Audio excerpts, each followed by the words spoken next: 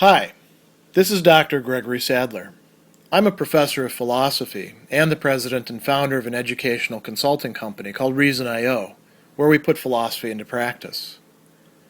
I've studied and taught philosophy for over 20 years, and I find that many people run into difficulties reading classic philosophical texts. Sometimes it's the way things are said or how the text is structured. But the concepts themselves are not always that complicated, and that's where I come in. To help students and lifelong learners, I've been producing longer lecture videos and posting them to YouTube. Many viewers say they find them useful. What you're currently watching is part of a new series of shorter videos, each of them focused on one core concept from an important philosophical text. I hope you find it useful as well.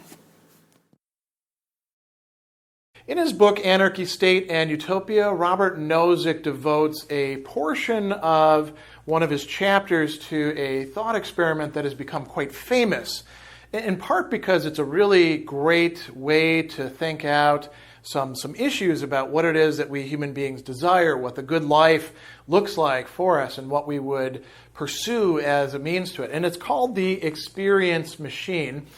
Now, it actually includes a sequence of machines, primarily focusing on this one that he calls the experience machine, but also including a transformation machine, a result machine, and as he says, we could imagine a whole sequence of other machines as well.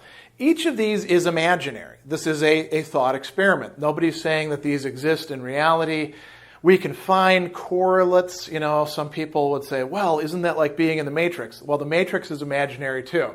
Isn't this like immersing yourself in some sort of virtual reality? Well, yes, you're closer to that, but we do exit virtual reality. And right now we don't have smell-o-vision, and the touch stuff that we have is still pretty primitive. So we're not quite at the level of having the experience machine. You have to imagine this. And this has been, imagined not just by Nozick, but you can find it in speculative fiction as well. So what is the thought experiment really about? He says, he begins this little section by saying there's substantial puzzles when we ask what matters other than how people's experiences feel from the inside. And that's when he brings up this machine. So there are people who are saying what really matters is how people view things, how people feel about things, maybe the memories that they have to draw upon. And he says, suppose there was an experience machine that would give you any experience you desired. Super-duper neuropsychologists could stimulate your brain so you would think and feel you were writing a great novel or making a friend or reading an interesting book. Now, of course, typical professorial stuff. You don't have to stop there. Imagine the greatest meal you could ever have. Or imagine a whole bunch of kind of boring meals leading up to, in a progression to better and better and better meals. You can structure the experience any way that you want to. You could think about what would it be like to have that first kiss and all the excitement that went with it and the anticipation, and hopefully it turned out good for you, and then have that experience over and over and over again, Or what would it be like to take the body that you currently have and imagine that you would have experiences of physical prowess that only super athletes could have. Well, you could program that into the machine, and we could go on and on and on. And there could be actually some quite, gross and degrading and terrible things too.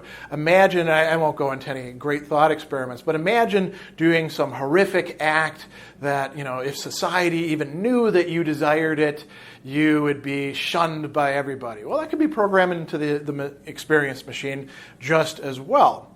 So you can make it give you any kind of experience you want.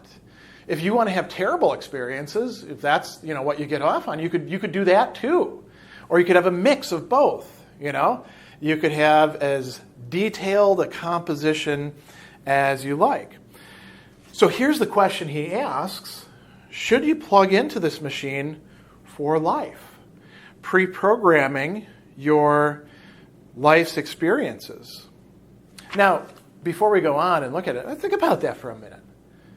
Think about all the crap that we go through, all the wasted time, all the stupid, we didn't learn anything from this experience kind of lessons.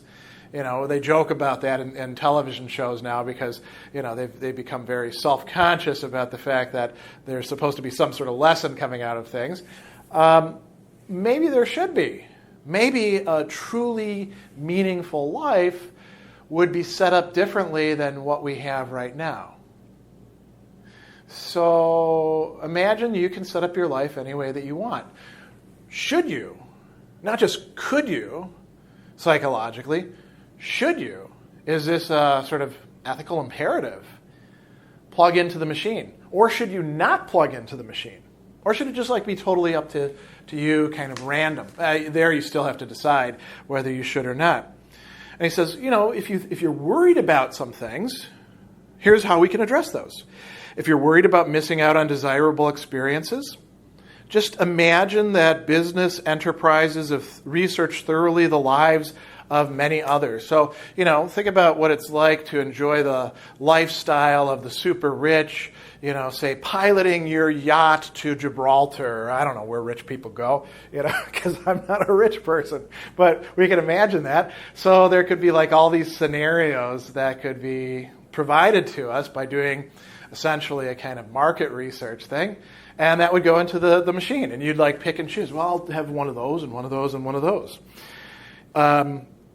You can pick and choose from their large library or smorgasbord of such experiences, selecting your life experiences for, say, the next 2 years. And then you could revise it. He says, after 2 years have passed, you'll have 10 minutes or 10 hours out of the tank to select the experiences of your next 2 years. So you could say, well, that was pretty good, but I think I want to now I want to see what it's like to be a monk in a monastery for the next 2 years. That'd be cool as well. And so you could try out anything that you want. And he says, of course, while you're in the tank, you won't know that you're there. You'll think it's actually happening. That's the nature of these experiences. Others can also plug in to have the experiences they want, so you don't have to stay unplugged to serve them, children or, aged parents or spouses or anything like that. We all have our own little tanks. And who knows, maybe they could actually, he doesn't suggest this, maybe they could be linked up so we could have virtual visits with each other or something like that. Wouldn't that be nice? And then he says, would you plug in? So here's where we get to the crux. What else can matter to us other than how our lives feel from the inside?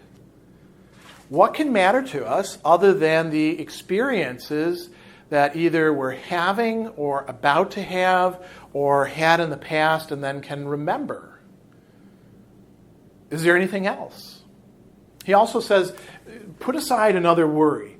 Don't refrain because of the few moments of distress between the moment you've decided and the moment you're plugged in. Because after all, what's a few moments of distress compared to a lifetime of bliss, if that's what you choose? And why feel any distress at all if your decision is the best one? So, this is a good question. Would you plug into the machine? I think for a lot of people whose lives were sufficiently crappy or frustrating or meaningless, I think they probably would say, yeah, definitely. Even knowing that what they're doing is plugging themselves into something that's a facsimile of life rather than actual life. When they talk about, for example, Second Life, which is one of the early AI things, which is still out there, apparently, that is, in a certain sense, life with quotes around it, you might say, right? There's first life with a capital L, which might be crappy, and then there's second life, which is a truncated experience. But now we're saying it won't be truncated, it won't be cut off. It's going to be just as full, just as rich as the life that you're currently experiencing right now, as far as the experiences go. So Nozick says, what does matter to us in addition to our experiences? Here he has three important considerations. And this is where you want to think. Do I agree with this? Do I not agree with this? That would probably determine whether you got into the machine or not. So he says, first, we want to do certain things, not just have the experience of doing them. In the case of certain experiences, it's only because first we want to do the actions that we want the experiences of doing them or thinking that we've done them. So, there's some things that I brought up, the first kiss thing. So imagine that your entire life of sex, intimacy, desire, all of that sort of stuff would be totally mediated through an experience machine. You would never actually kiss another person. It would only feel totally realistically like you had that experience. And then, we would quickly move on from the, for so many people, landmark of losing your virginity into the much more fun stuff of once you actually know what you're doing all those things, right? Getting introduced to new experiences, trying out variations. Would you want that? Or would you prefer to actually do something? What about cooking and then eating afterwards? There's a really famous scene in the movie The Matrix where the one character who sold everybody out says, I know that the steak that I'm going to be eating is not real. It's just numbers, basically. But, man, I want that steak. Because he's not getting it in the world that he's currently in, which is a crappy world, right? World that's effectively run by the machines, except for where the resistance has carved out little places for humanity. What about the experience of learning how to cook things and working with real materials that to some degree present you with challenges? If you've ever done any real cooking, not just pouring things out of boxes and adding an egg and oil and some milk and then stirring it up, but actually cooking things from scratch, you know that you have to engage with the matter that you're working with. And then the actual eating of it. Do you want to just have the experience, or do you want to actually do that? So that's another important consideration.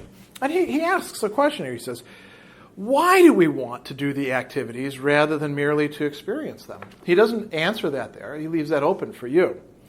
Second thing, we want to be in certain ways. Be a certain sort of person. And he says, someone floating in a tank is an indeterminate blob. There's no answer to the question of what a person is like who's long been in the tank. Is that person courageous, kind, intelligent, witty, loving? Or are they the opposite? Are they stupid, degenerate, mean, egotistical, cowardly? He says it's not merely that it's difficult to tell. There's no way that person is. Here he says something quite a strong claim. Plugging into the machine is a kind of suicide. It will seem to some trapped by a pleasure that nothing about what we are like can matter except as it gets reflected in our experiences. He says, but why should it be surprising that what we are is important to us? Why should we be concerned only how our time is filled, but not with what we are? We might say who we are, what kind of people we are. And I think that's a very strong consideration there. Can you, within a virtual reality, really become a person who has a certain character? You can express your character. And there may be ways in which virtual reality could improve or worsen our character in limited ways, facing us with certain kinds of scenarios and temptations and perhaps guidance as well. But could we really be a virtuous person or a vicious person in the way that we are in the real world? The third consideration, he says, as human beings, we actually, and now this is quite debatable, we actually want contact with a deeper reality. There is no actual contact with any deeper reality, though the experience of it can be simulated in the machine. And he says plugging into an experience machine limits us to a man-made reality. And somebody might object at this point, well, wait a second here. We've got AIs, and they're pretty smart, and we could have AIs like designing AIs, which then would design the experiment. It would still ultimately be man-made or human-made, right? It would bear the artifactuality of the human, even if it winds up being a little bit weird and beyond us. And you could say, well, what's wrong with human-made reality? Music is to a large extent a human-made and discovered reality. And think about how cool that is, right? And we could go on and on and on. I mentioned cooking. Cooking takes raw materials and transforms them. But this is a little bit different. This is, turning it into something that's only the experiences that can be provided there. And he says, a good example of this is psychoactive drugs. Some people view these as mere experience machines. You take a drug and you have this kind of experience from it, and it might be something that you can't have in your ordinary life. Like, for example, taking ecstasy might make you feel differently about other human beings' bodies, and you can get closer to them and not be turned off by them. Smoking pot will have certain effects, Amphetamines will have other effects. Things that actually make you hallucinate will have other effects, obviously. But it's all basically just, instead of being human-made, it's just made by the drug. Others seem to see drugs as gateways, as he says, avenues to a deeper reality. So, how we view them determines whether we want to be having that sort of, I won't say experience, because that's part of what we're debating here, but that sort of effect. So he says, we learn something matters to us in addition to experience by imagining this experience machine, and then here's the key step, realizing we would not use it. But then, he says, we can go a little bit deeper. We could imagine more machines to deal with the fact of we want to be in a certain way. What if we had a transformation machine that would make us that kind of person? This has been thought about in other formats. What if you could take a drug that would turn you into a good person? And not just a good person where you're like, your desires have been essentially cut off and you're almost like a robot. No, you would be a genuinely good person. You'd be open to the world and, connected with people and animals and everything else. And you walk along and you're like, oh, let me help the old lady across the street because I love doing this sort of stuff, right? If you got a machine that could transform you in that way, should you use it? And here's the interesting thing, you would use that before you would get into the experience machine, according to Nozick, and that would solve the problem of wanting to be a certain way, right?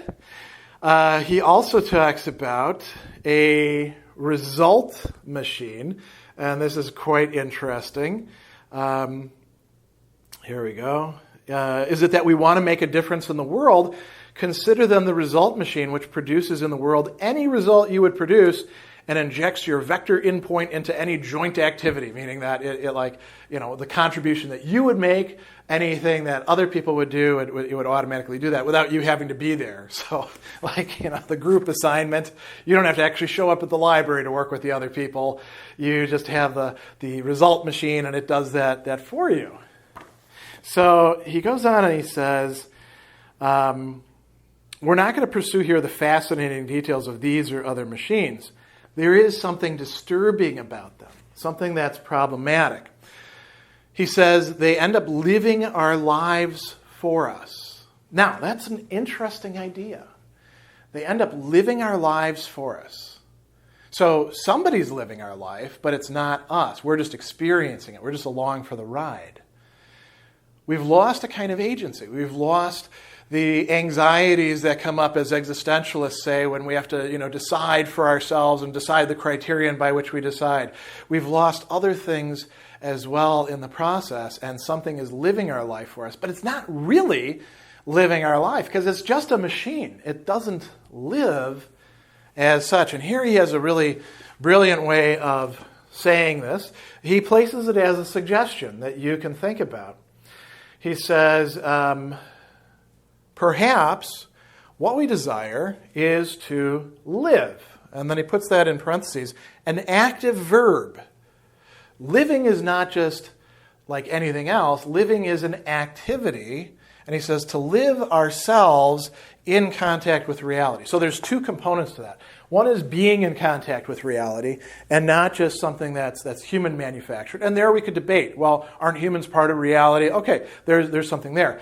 But live ourselves, to have not just the experiences, but the involvement in the production of those experiences to some degree. To be, for better or for worse, involved in it. So this is quite an interesting thought experiment packed in there, and it's well worth thinking about yourself. Would you get into the machine? Would you not get into the machine? More importantly, why? Why wouldn't you? Why would you? What is the reason behind that? Because to make reasonable decisions, that too seems to be part of what it means to be a human being.